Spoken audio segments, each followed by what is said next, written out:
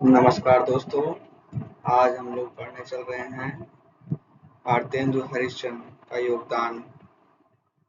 भारतेंदु हरिश्चंद्र हिंदी साहित्य में गद्य विधा में अपनी लेखनी सभी विधाओं में चलाई गई। उपन्यास, निबंध, कहानी, नाटक, संस्मरण आदि। भारतेंदु हरिश्चंद्र का जन्म 1850 से 1885 माना जाता है। इतने कम समय में जीवित रहने के बावजूद उन्होंने साहित्य की सभी विधाओं में अपना योगदान दिया। भारतेंदु का समय 1850-1885। इस समय भारत में नवजागरण का विकास हो रहा था। भारत में नवजागरण बंगाल की तरफ से आता है, धीरे धीरे उत्तर भारत की ओर पहुंचता है। भारतेंदु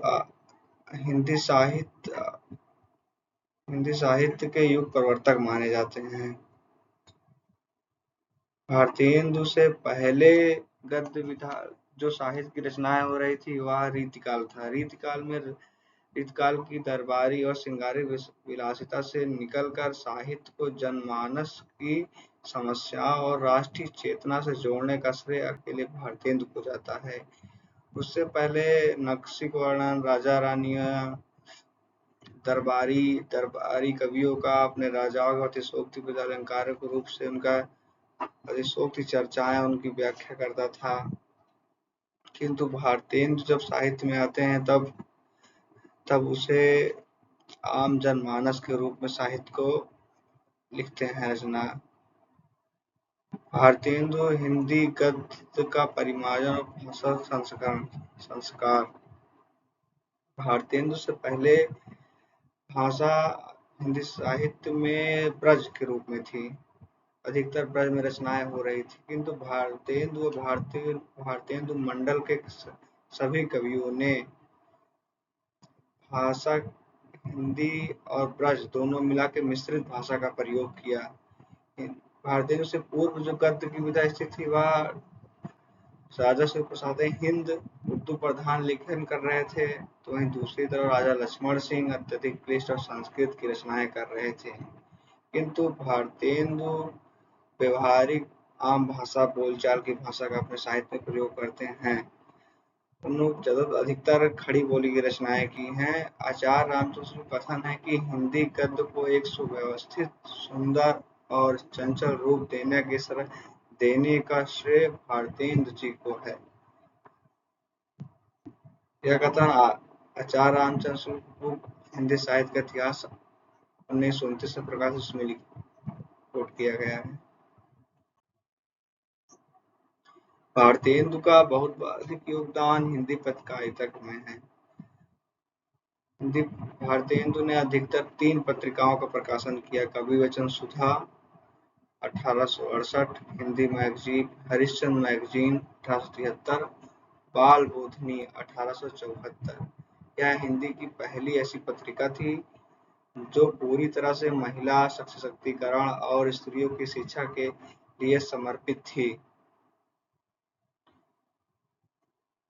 इसके माध्यम से भारतेंदु ने इन पत्रिकाओं के माध्यम से उस समय के तत्कालीन समाज में जो अंग्रेजी शासन का शोषण था भारतीय समाज के रूप में, उसके भारतेंदु हरिश्चंद्र विरोध करते, अप्रत्यक्ष रूप से विरोध करते हैं, क्योंकि प्रत्यक्ष रूप से विरोध करने का साहस का क्या कि डर था कि सत्ता के जेल में न डाल दिया जाए। इसीलिए उन्हें बचने के लिए उन्होंने अप्रत्यक्ष रूप से उनके ऊपर शासन को पैंग करते हैं। जैसे उनका नाटक भारत दुर्दशा, अंधेर नगरी, दिल्ली दरबार दर्पण, भारतवर्ष को उन्नति कैसे हो सकती है, ऐसे निबंध आते हैं।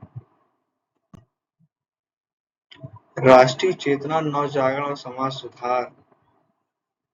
भारतेंदु का अंधेर नगरी का अंग्रेज राज सुख साध्य सजे सब भारी, पै धन विदेश चली जात यह अति भारी। उस समय जो अंग्रेज शोषण कर रहे थे भारतीय समाज का, उस पर भारतेंदु जी आम जनमानस को जगाने का प्रयास करते हैं। वह सभी को यह बताना या दिखाना चाहते हैं किस प्रकार अंग्रेजी शासन उनका शोषण कर रहा है, सारा धन विदेश ले जा रहे हैं। उसका विरोध करे आम जनता, इसलिए भारतेंदु निरसना कर रहे हैं। भारतेंदु सामाजिक कुरीतियों पर प्रहार करते हैं। उस समय जब बाल विवाह, छुआछूत, जाति और सती प्रथा जैसे सामाजिक बुराइयों का खुलकर भारतेंदु विरोध करते हैं। वह विधवा विवाह तथा नारी शिक्षा का पुरजोर समर्थन करते हैं। उस समय जो भारत की परंपरा थी कि बाल विवाह, छुआछूत था, जाति पाति सब का भारतेंदु जमकर विरोध करते हैं। नारी शिक्षा के लिए वह एक पत्रिका स्पेशल में चलाते हैं, बाल बोधनी। विशेष रूप से वह स्त्रियों के लिए ही, स्त्रियों के समर्थन में ही पत्रिका निकाली जा रही थी। वह स्त्रियों को कहते हैं स्त्रियों पढ़ने जाएं।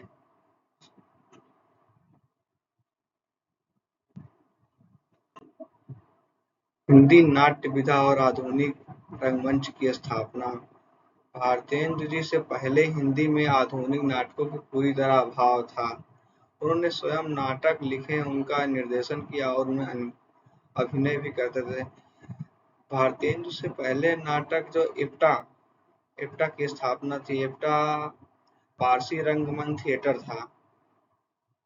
उसी से प्रेरित होकर भारतेंदु जी ने नाट्य समाज 1968 में हिंदी नाटक मंच की स्थापना की और खुद ही अभिनय करते थे। तत्दी समाज की स्थापना भारतेंदु ने की 1973 में।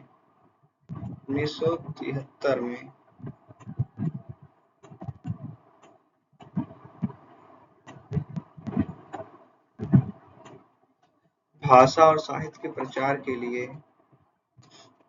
क्योंकि उस समय भाषा अधिकतर उर्दू, सरकारी कार्यालयों में उर्दू का प्रयोग अधिक हो रहा था।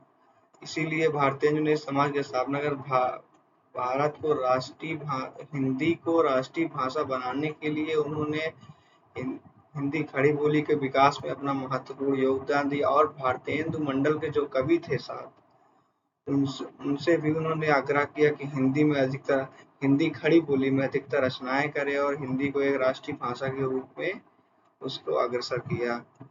भारत दुर्दशा 1880, अंधेर नगरी 1881। भारत दुर्दशा में भारतेंदु जी एक नाट्य राशक नाटक है। नाट्य राशक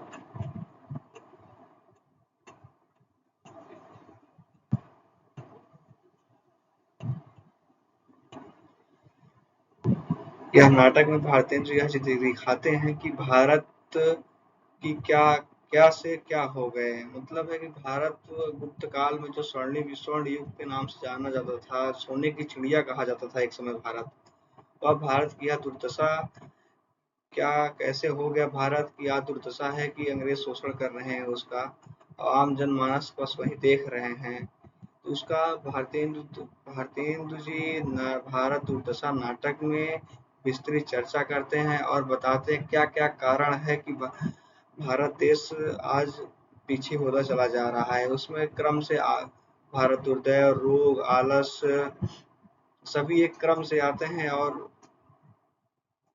सबकी भारतेंदु जी विस्तृत चर्चा करते हैं और दिखाते हैं क्या क्या कारण है मूल और किस प्रकार उसमें परिवर्तन आए, भारत किससे दोबारा स्वर्ण युग बने, उसको विवाद दिखाते हैं। अंधेर नगरी नाटक। अंधेर नगरी चौपट, राजा टकेसेर भाजी टकेसेर खाजा, यह कथन बहुत फेमस है। इसी के माध्यम से भारतेंदु जी यह दिखाते हैं किस प्रकार अंधा युग चल रहा है। उस समय तत्कालीन व्यवस्था के ऊपर भारतेंदु जी करारा व्यंग करते हैं कि क्या अंधा युग है कि जहाँ न्याय व्यवस्था बिल्कुल खत्म हो गई है, अंधा राजा है, जो सत्य है उसकी बात ही नहीं की जा रही, असत्य का ही पूजन हो रहा है। उस प्रेम भारतेंदु उसको दिखाते हैं और उस पर करारा व्यंग करते हैं। उस समय तत्कालीन सत्ता जो है अंग्रेजी सत्ता, औपनिवेशिक शासन व्यवस्था के ऊपर भी व्यंग कर रहे हैं। उसी के नाटक के माध्यम से भारतेंदु जी उस पर व्यंग करते हैं।